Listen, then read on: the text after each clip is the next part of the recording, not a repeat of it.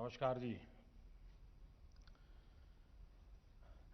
एसोचैम के अध्यक्ष श्रीमान निरंजन हीरानंदानी जी,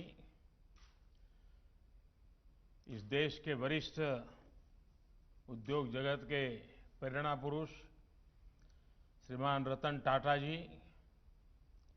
देश के उद्योग जगत को लीडरशिप देने वाले सभी साथियों, देवियों और सज्जनों, हमारे यहाँ कहा जाता है कि कुर्वन्नेह कर्माणि जिजी विषेद शतम सबः, यानी कर्म करते हुए 100 वर्ष तक जीने की इच्छा रखो। ये बात एसोचैम के लिए बिल्कुल फिट बैठती है। बीते 100 सालों में आप सभी देश की इकोनॉमी को, करोड़ों भारतीयों के जीवन को बेहतर बनाने में जुटे हैं। यही बात श्रीमान रतन टाटा जी के लिए, पूरे टाटा समूह के लिए भी उतनी ही सही है। भारत के विकास में टाटा परिवार का, टाटा समूह का, उनके योगदान के लिए उन्हें आज यहां सम्मानित भी किया गया है। टाटा ग्रुप की देश के विकास में बड़ी भूमिका रही है।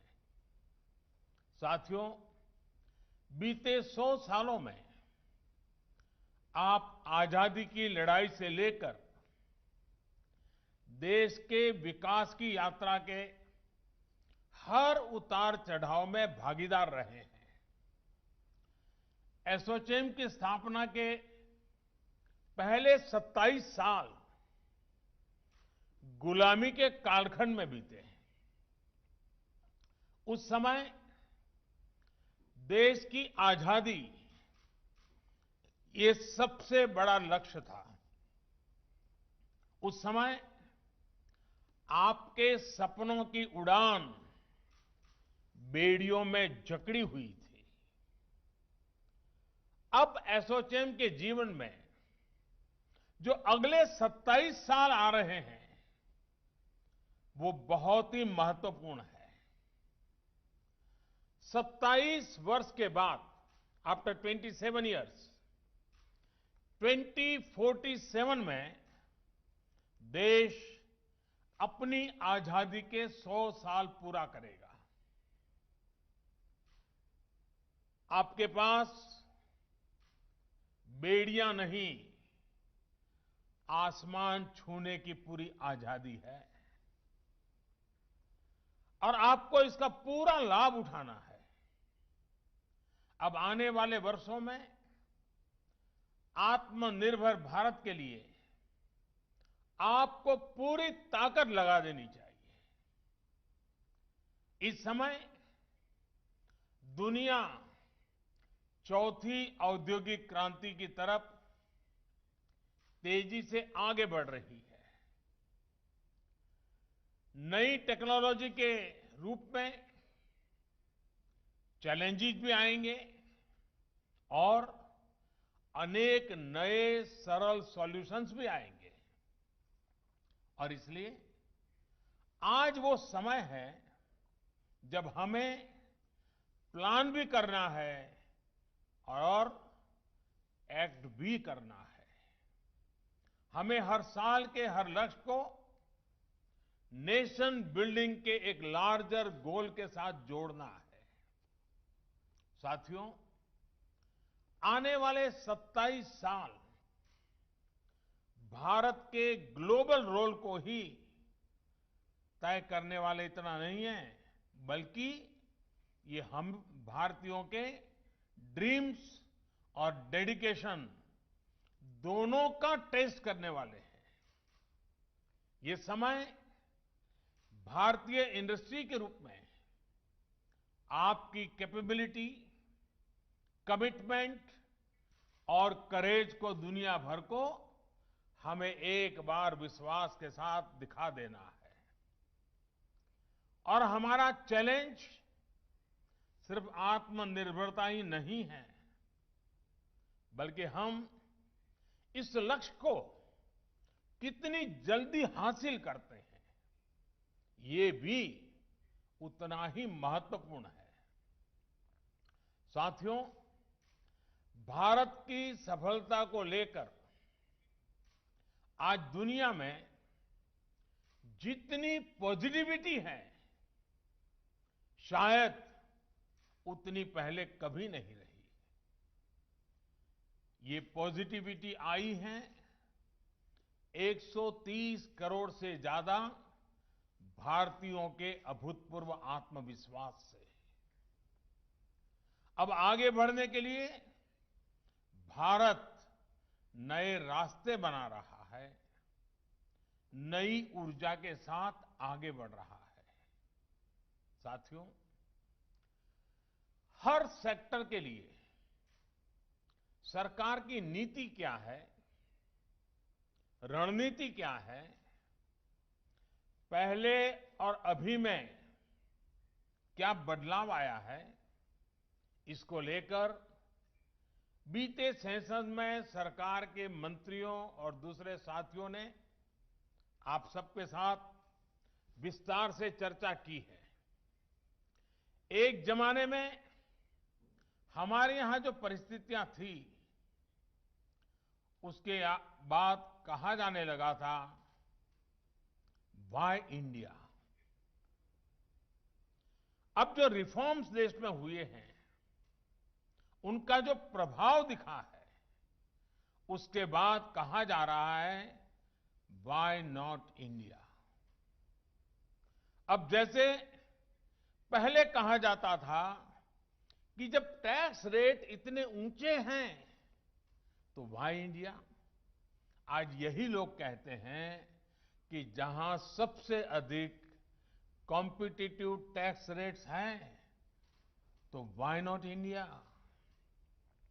पहले रेगुलेशंस और रूल्स का जाल था, तो स्वाभाविक रूप से चिंता के साथ निवेशक पूछते थे, व्हाई इंडिया।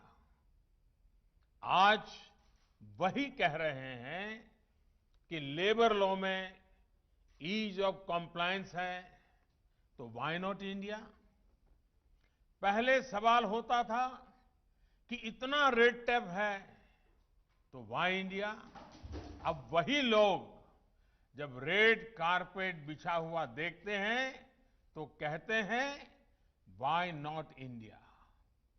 पहले शिकायत होती थी कि इनोवेशन का कल्चर उतना नहीं है तो व्हाई इंडिया। आज भारत के स्टार्टअप इकोसिस्टम की ताकत देकर दुनिया विश्वास से कह रही है, व्हाई नॉट इंडिया। पहले पूछा जाता था कि हर काम में इतना सरकारी दखल है तो व्हाई इंडिया। आज जब प्राइवेट पार्टिसिपेशन पर भरोसा किया जा रहा है, विदेशी निवेशकों को एनकरेज किया जा रहा है, तो वही लोग पूछ रहे हैं, व्हाई नॉट इंडिया। पहले शिकायत थी कि डिजिटल इंफ्रास्ट्रक्चर के अभाव में काम संभव नहीं तो व्हाई इंडिया। आज जब इतना आधुनिक डिजिटल इकोसिस्टम हमारे यहां है तो सेंटिमेंट है, व्हाई नॉट इंडिया। साथियों, नया भारत अपने सामर्थ्य पर भरोसा करते हुए, अपने संसाधनों पर भरोसा करते हुए आत्मनिर्भर भारत को आगे बढ़ा रहा है। और इस लक्ष्य की प्राप्ति के लिए मैन्युफैक्चरिंग पर हमारा विशेष फोकस है। मैन्युफैक्चरिंग को बढ़ावा देने के लिए हम निरंतर रिफॉर्म्स कर रहे हैं। रिफॉर्म्स के साथ साथ रिवॉर्ड्स को आज देश की नीति का अहम माध्यम बनाया गया है। पहली बार 10 से ज्यादा सेक्टर्स को एफिशिएंसी और प्रोडक्टिविटी आधारित इंसेंटिव के दायरे में लाया गया है। मुझे खुशी है कि बहुत कम समय में ही इसके पॉजिटिव रिजल्ट भी देखने को मिल रहे हैं। इसी तरह बेहतर कनेक्टिविटी, बेहतर सुविधाएं और लॉजिस्टिक को कॉम्पिटिटिव बनाने के लिए चल रहे सब प्रयास भी इंडस्ट्री के लिए रिवॉर्ड ही है। हमारे लाखों एमएसएमईज के लिए चाहे उसकी परिभाषा को बदलना हो, क्राइटेरिया में बदल लाना हो, सरकारी कॉन्ट्रैक्ट्स में प्रायोरिटी हो या फिर लिक्विडिटी से जुड़ी समस्याओं का हल करना हो, ये भी बहुत बड़ा प्रोत्साहन ही है।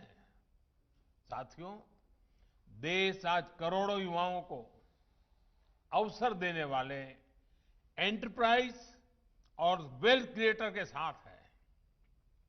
आज भारत के युवा इनोवेशन के स्टार्टअप्स दुनिया में अपना नाम बना रहे हैं। सरकार की एक एफिशिएंट और फ्रेंडली इकोसिस्टम बनाने के लिए निरंतर कोशिश जारी है। अब एसोचैम जैसे एसोसिएशन को, आपके हर मेंबर को भी ये सुनिश्चित करना है कि इसका लाभ लास्ट माइल तक पहुंचे। इसके लिए इंडस्ट्री के भीतर भी आपको रिफॉर्म्स को एनकरेज करना होगा। जो बदलाव हम अपने लिए देखना चाहते हैं, वही बदलाव हमें अपने संस्थानों में भी करने होंगे। जितनी लिबर्टी, जितना इंक्लूजन, जितनी हैंड होल्डिंग, जितनी ट्रांसपेरेंसी आप सरकार से, सोसाइटी से चाहते हैं, उतना ही इंडस्ट्री के भीतर विमेन के लिए, युवा टैलेंट के लिए, छोटे उद्योगों के लिए हम सबको सुनिश्चित करना ही है। हमें कॉरपोरेट गवर्नेंस से लेकर प्रॉफिट शेयरिंग तक दुनिया की बेस्ट प्रैक्टिसेस को जल्द से जल्द अपनाना होगा। प्रॉफिट सेंट्रिक अप्रोच के साथ ही हमें उसे पर्पज ओरिएंटेड भी बनाएंगे तो सोसाइटी के साथ ज्यादा इंटीग्रेशन संभव हो पाएगा। साथियों, आपसे बेहतर ये कौन समझ सकता है कि ऑनेस्ट ओपिनियन का बेहतर डिसीजन मेकिंग में कितना बड़ा रोल होता है। कई बार हमें लोग मिलते हैं, कहते हैं कि ये शेयर बढ़िया है, ये सेक्टर बढ़िया है, इसमें इन्वेस्ट कर दो। लेकिन हम पहले ये देखते हैं कि वो सलाह देने वाला, तारीफ करने वाला खुद भी उसमें इन्वेस्टमेंट कर रहा है या नहीं कर रहा है। यही बात इकोनॉमीज पर भी लागू होती है। आज इंडियन इकोनॉमी पर दुनिया को भरोसा है, इसके प्रमाण है। पैंडेमिक के दौरान जब पूरी दुनिया इन्वेस्टमेंट के लिए परेशान है, तब भारत में रिकॉर्ड एफडीआई और पीएफआई आया है। दुनिया का ये कॉन्फिडेंस नए स्तर पर पहुंचे, इसके लिए डोमेस्टिकली भी हमें अपने इन्वेस्टमेंट को कई गुना बढ़ाना है। आज आपके पास हर सेक्टर में इन्वेस्टमेंट के लिए संभावनाएं भी हैं और नए अवसर भी हैं। साथियों, निवेश का एक और पक्ष है जिसकी चर्चा आवश्यक है। ये है research and development, R&D। R&D पर होने वाला निवेश। भारत में R&D पर निवेश बढ़ाए जाने की बहुत जरूरत है। अमेरिका जैसे देश में जहां R&D पर 70% निवेश प्राइवेट सेक्टर का होता है, हमारे यहां इतना ही पब्लिक सेक्टर द्वारा किया जाता है। इसमें भी एक बड़ा हिस्सा आईटी, फार्मा और ट्रांसपोर्ट सेक्टर में है। यानी आज जरूरत यह है कि R&D में प्राइवेट सेक्टर की भागीदारी बढ़े।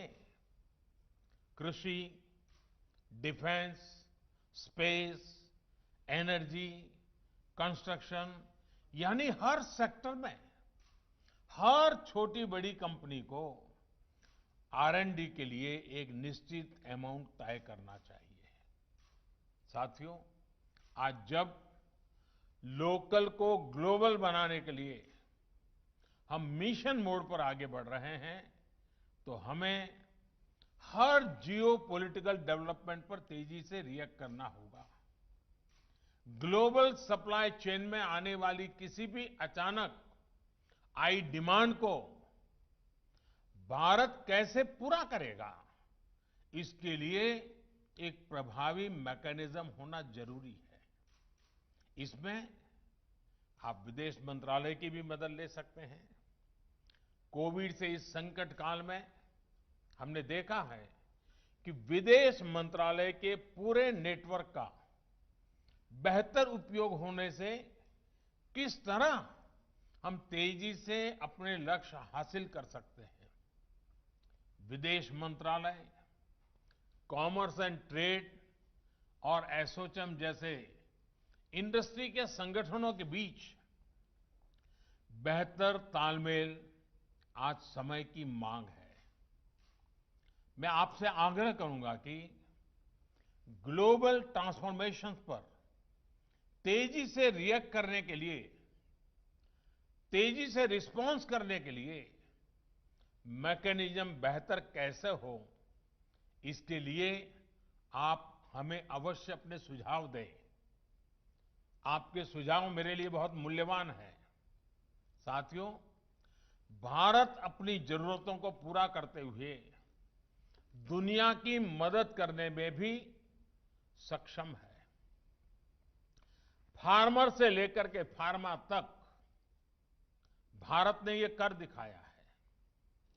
कोरोना काल में भी तमाम मुश्किलों के बावजूद भारत ने फार्मेसी ऑफ द वर्ल्ड की जिम्मेदारी निभाते हुए दुनिया भर में जरूरी दवाइयां पहुंचाई है।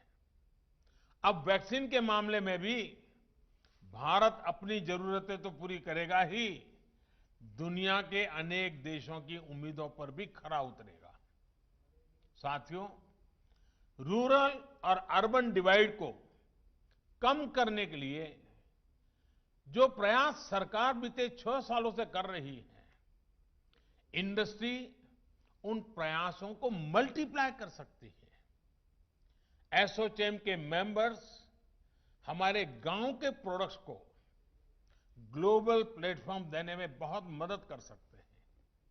आजकल आप देखते सुनते होंगे कि कोई स्टडी आ गई कि इस चीज में बहुत प्रोटीन है, ये बहुत प्रोटीन रिच है, तो लोग उसे खाना शुरू कर देते हैं। हम उसे इंपोर्ट करना शुरू कर देते हैं। हमें पता तक नहीं होता है कि हमारे घर में, हमारे टेबल पे, हमारी थाली में किस प्रकार से विदेशी चीजें घुस जाती है।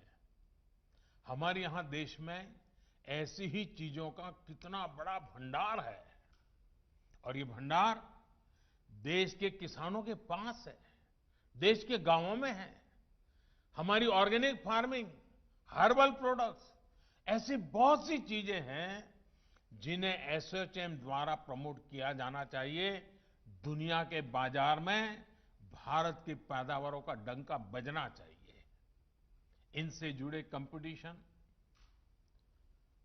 और उसके लिए लगातार स्पर्धाएं होती रहे, कंपटीशन कराकर इनका प्रचार प्रसार करके इनके स्टार्टअप्स को बढ़ावा देकर आप ये कर सकते हैं। भारत सरकार हो, राज्य सरकारें हो, फार्म ऑर्गेनाइजेशंस हो, सभी को मिलकर इस दिशा में काम करने की आवश्यकता है। अगर हमारे फार्म सेक्टर को बेहतर प्रमोशन मिले, बेहतर इंफ्रास्ट्रक्चर मिले, बेहतर मार्केट मिले, तो हमारी पूरी ग्रामीण अर्थव्यवस्था बुलंदी पर पहुंच सकती है।